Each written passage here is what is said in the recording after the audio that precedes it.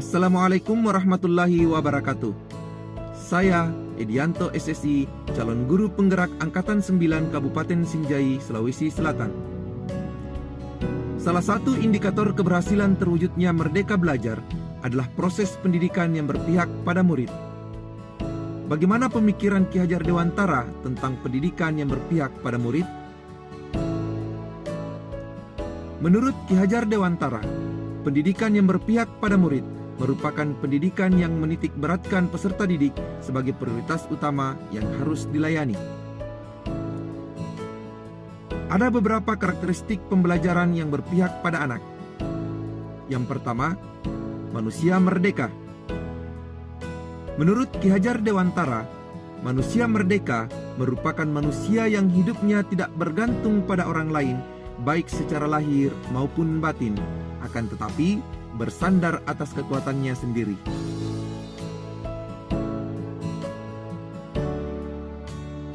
Dalam proses pembelajaran di kelas, sebagai seorang pendidik, saya harus memberikan peserta didik kebebasan dalam belajar tanpa adanya suatu tekanan dan takut disalahkan.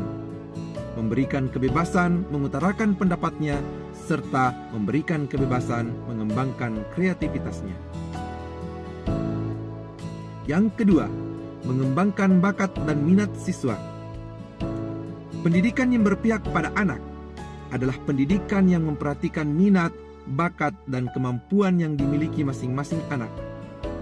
Bakat adalah kemampuan bawaan dari lahir, sedangkan minat terbentuk selama proses tumbuh kembang anak.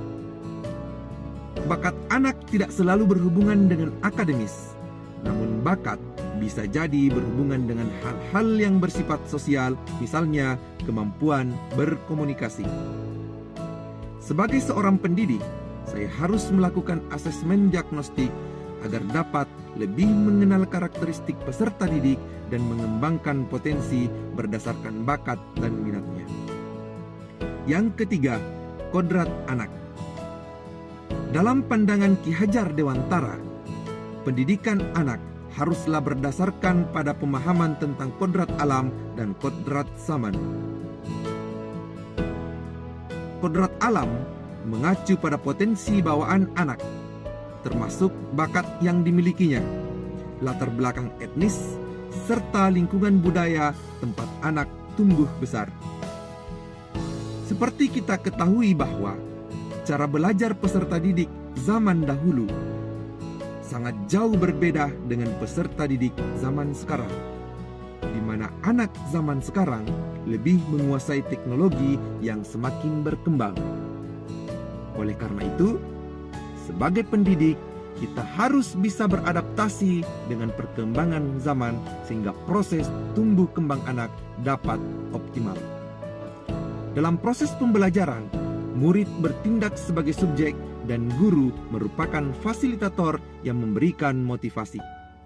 Dalam mendidik anak, guru dan orang tua hendaknya selalu peduli dan menuntun dengan penuh kasih sayang, karena munculnya potensi pada anak bergantung pada rangsangan yang diberikan guru dan orang tua.